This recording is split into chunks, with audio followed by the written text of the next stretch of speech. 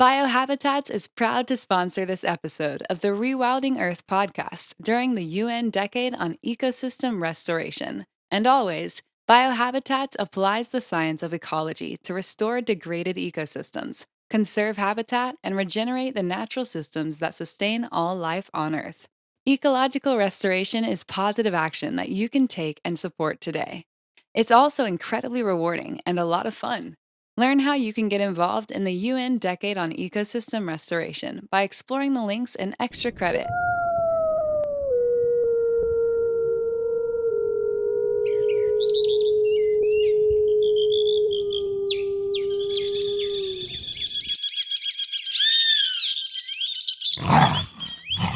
You're listening to the Rewilding Earth podcast.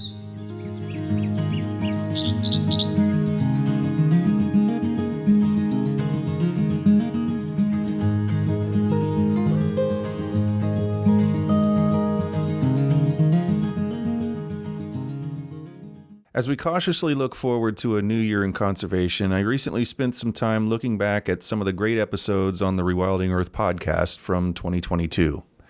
It turned out to be a year of wild swings between good and bad news, a year that has tested everyone here at the Rewilding Institute as we were forced to say goodbye to our dear friend, mentor, and conservation legend, Dave Foreman. It was also the year that rewilding clawed its way deeper into environmental vernacular as humanity debates how it will provide a future for wildlands, oceans, and biodiversity on this planet. Following are excerpts from 11 episodes that were impactful to me in 2022, among a year of chats with experts that inspired us to keep up the hard work for a better future for the wild.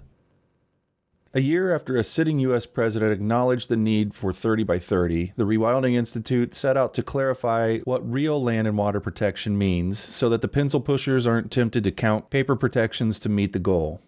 Today, there are countless rewilding projects, big and small, happening in North America and around the world, though we found out some projects are playing fast and loose with the term, as Kate McFarland pointed out. There is widespread agreement in any commentator you'll read that in the common European use of the word rewilding, the underlying concept which is applied comes out of the Netherlands. It's this Dutch concept called nature development, which held the controversial project Oostvaardersplassen as its flagship project. And I actually went back to see what you had already had about the European context on the Rewilding Earth podcast.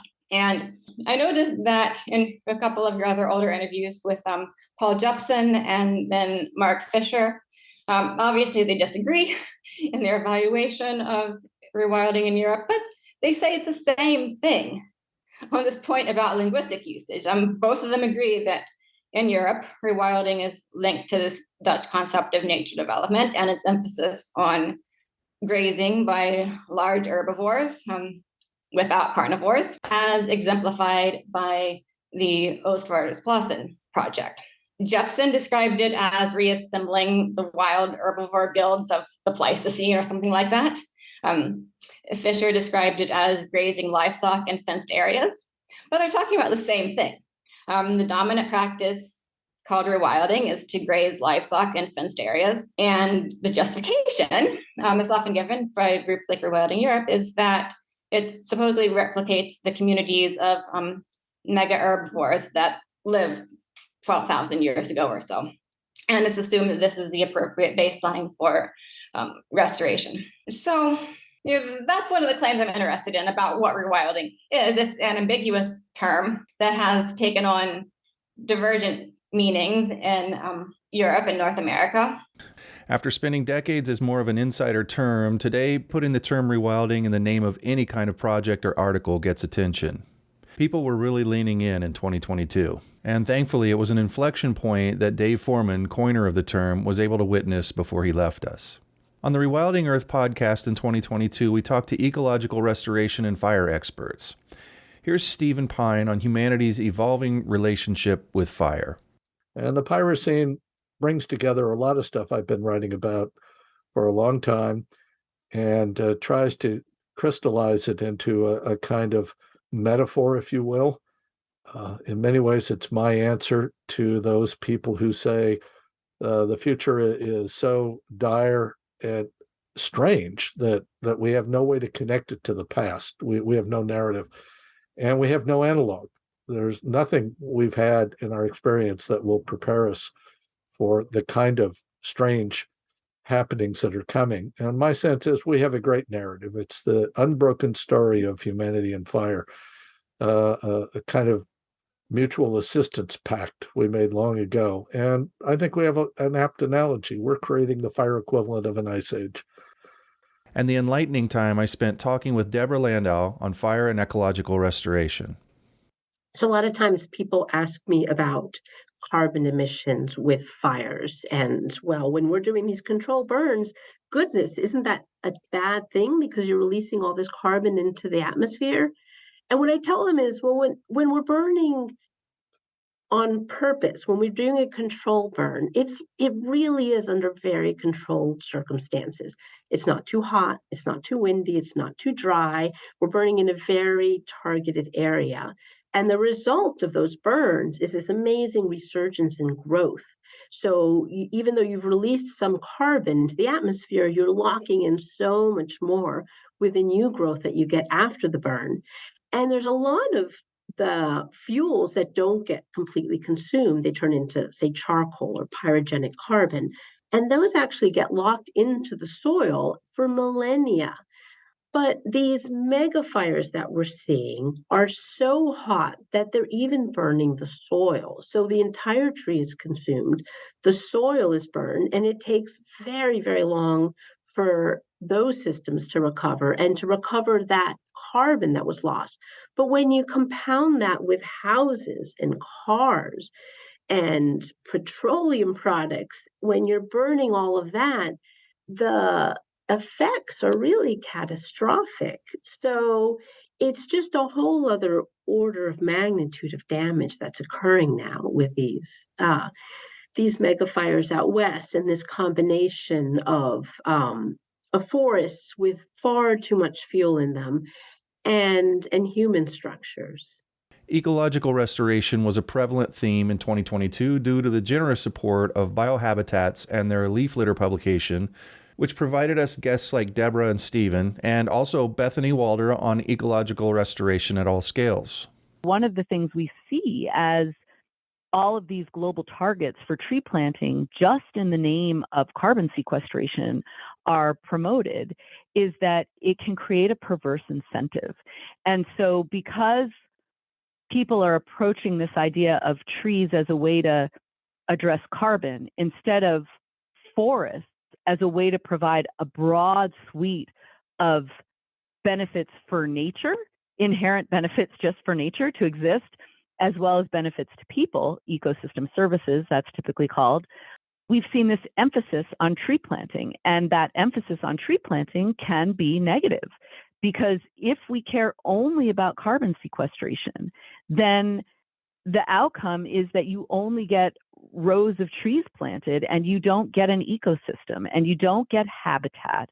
You don't get other ecosystem services that, including non-timber forest products and other things that would be provided by reforestation and full ecological restoration. I was honored to have Kara Nelson, who helped develop the guiding principles for the UN Decade on Ecosystem Restoration. Per the principles of ecological restoration, ecosystem restoration, and rewilding, it's in all of those. A basic principle is that your planning should be based on the objective of improving the ecological integrity of the ecosystem that you're working in. So it doesn't start, your objective doesn't start and end with, we need trees. It starts with ecological integrity. So that means, number one, the area to be in the context of restoration must have been degraded. So if you're proposing to plant trees, afforestation in grassland communities, that's not a restorative activity. And then secondly, the activity should improve ecological integrity. So that's composition, structure, function, connection with, subsidies from the ecosystem you're working in into the larger landscape, reducing threats from the larger landscape. So if your activity is spraying a weed, whether or not that's in the context of restoration depends on your overall goal. And if that activity, spraying a weed, results in secondary invasion by a different weed, obviously it's not a restorative activity. So part of this discussion and dialogue and principles and then standards of practice is to back that out. Okay, if we need to take a systems approach if we're trying to engage in this really complicated task of repairing degraded ecosystems. We have to unpack the degradation, and then we need to think about ecosystem assembly. We need to think about it in terms of soils and plants. We need to think about it in terms of wildlife and trophic cascades. Through our partnership with Biohabitats in 2022, we were able to meet guests that would have been tough to book on the podcast. It's good to have friends with connections. You can learn more about Biohabitats and subscribe to their excellent newsletter called Leaf Litter at biohabitats.com. Okay, so apparently I couldn't shut up about beavers this year. A listener pointed out, correctly, that I asked guests a lot of beaver questions. One of my favorite episodes was with Ben Goldfarb on beavers' role in rewatering the West. I think it's hard for us to understand, as you say, how, green and blue and lush and wet, the Western United States especially used to be. They're just amazing accounts of trappers and explorers, crossing places like southeastern Wyoming, which is today basically desert, and finding these, lush marshes full of waterfowl. And, so much of that was, of course, due to beavers, when we killed, several 100 million beavers, in the 17th, 18th, and 19th centuries, we profoundly changed the land in ways that we don't fully understand today. It's one thing that I think about often is that, when you've got a kind of a healthy beaver-rich stream, of course, all of those beaver dams are acting like speed bumps, right? Slowing the water down and spreading the water out across the floodplain. And when you lose all of those beaver-built speed bumps, there's nothing checking the velocity of water, and you get this really dramatic and kind of catastrophic erosion or incision, and that stream gets locked within its banks and loses that floodplain connectivity and no longer soaks into the ground and recharges the aquifer, right? So there are all of these beaver created hydrological and geomorphological connections. When you lose that, so many of our lush wet meadows and wetlands and floodplains that beavers had pushed streams onto lost that stream connection and basically desiccated, and I think we're not really accustomed to thinking about the fur trade in the same terms as the deforestation of New England or the busting of the Midwestern prairie or gold mining in the Sierra Nevada as being this kind of seminal ecological catastrophe. But, there's no question that it dried out North America in a huge way. And that, fur trading was one of the most destructive and earliest things that white people did in North America. The hardest episode I've ever produced as a podcaster was episode 96, saying goodbye to dear friend and mentor Dave Foreman. Chickadee-dee-dee. It means the wild things have worth for their own sake. And when we sing back, chickadee-dee-dee, it means we have the wisdom, the generosity of spirit, and the greatness of heart to let beings be.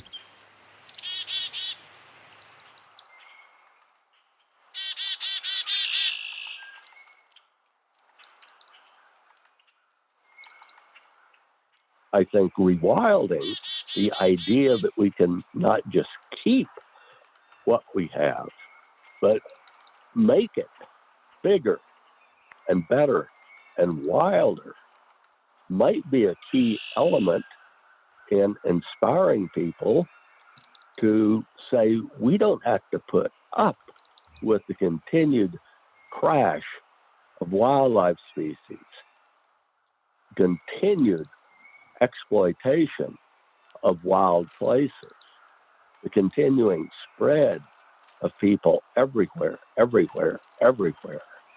greater and greater acreages being ripped out of tropical rainforests, ripped out of wild grasslands or deserts, and turned into farm fields. Rewilding may be its greatest value is for inspiration, that we can do better we can make the situation with the world, with life, with the tree of life that we have become wilder and more whole, that we can return species to healthy populations and have them be in more parts of their natural range. We don't have to put up with the constant bad news of fewer and fewer tigers, fewer and fewer places for lions, fewer and fewer wild places in Utah that aren't industrialized with mines and coal mines and oil and gas drilling. That may be the great value of the rewilding concept, is to give people hope that together we can make things better. Suffice it to say, Rewilding Institute has been through a lot in 2022. But as Dave would guide us, we are using his memory and his vast conservation legacy as inspiration to redouble our efforts on all fronts at TRI. Our states that are leading, that have ongoing conversations on these policies of getting 30% of their state lands protected by 2030, 30 by 30. Part of our argument to them is, for example, you can't expect to achieve that goal in Missouri without looking at Iowa, right? You can't expect to achieve that goal downstream without looking upstream. You can't expect to achieve that goal also in Illinois without looking at what Iowa is doing, and vice versa. So to that extent, we'd love for folks to start thinking like we are proposing, to start thinking about this as a Mississippi River watershed that we all have a part to play in, that this could be, the beginning of a worldview that establishes that watersheds may be a more important community, a more important nested community than your political community at the state level. Why? Because it relates all of us within this region. So it speaks to interdependency, it speaks to relationality, it speaks to valuing also what the claims of others are in other states relative to yours, for example, right? And it speaks also to intersectionality, that we need to think that we are, to the extent that we want to further the well-being of nature, the well-being of our communities, we need to do that together. And to the extent that we further that goal, we're furthering everyone's well-being, the well-being of the entire community of life, rather than the well-being of just Iowans or just folks from Illinois or just Wisconsinites, right? That seems a much more holistic perspective, in my opinion. That was Francisco Santiago Avila, one of the newest team members in a shared position with TRI and Project Coyote. Fran is the Heartland Rewilding Connectivity Science and Conservation Manager.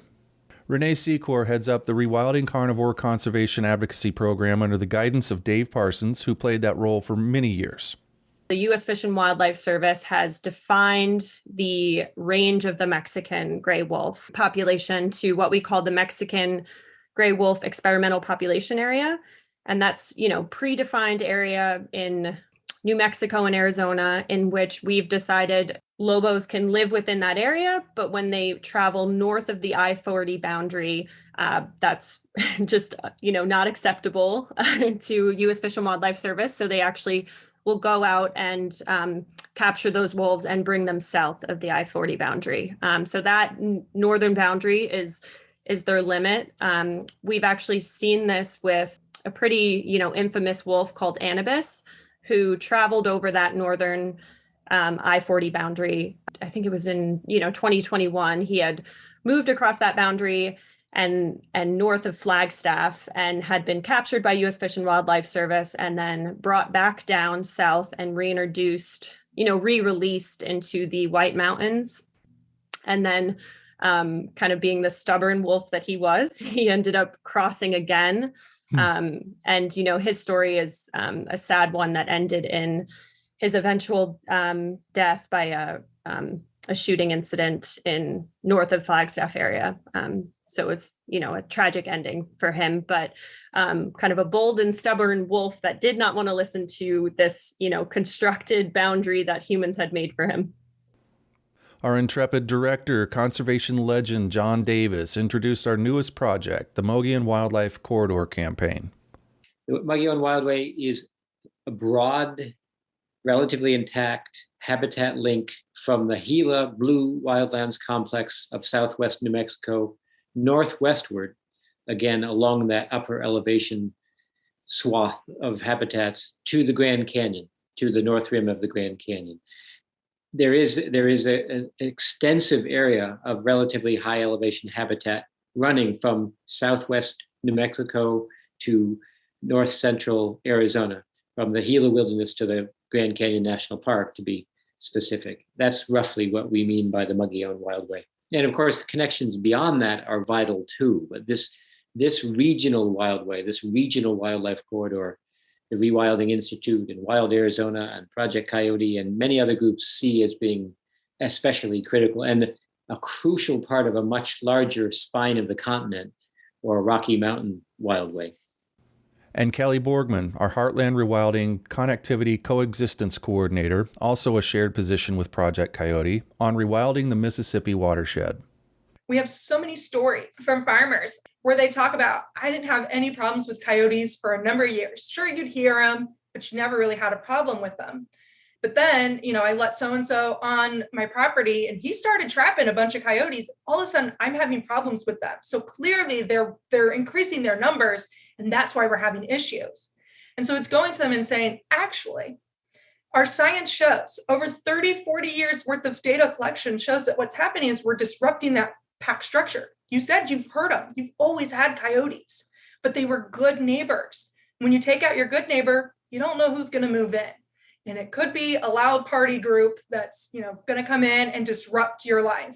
So we want to instead foster and build these areas where good coyote packs, where good packs of wolves, bobcats, mountain lions, well, they don't have packs, but you get my drift of we're having good wildlife neighbors coming through this area. And we're putting protections into place that are going to protect livestock. I'm not saying that you're never going to have an issue. And when we have a habitual offender, there are definitely strategies that we can take to evict them from the neighborhood and let a new family move in. So it's explaining it to them in those concepts of family and neighborhood and packs, something that we all kind of already have an innate understanding of.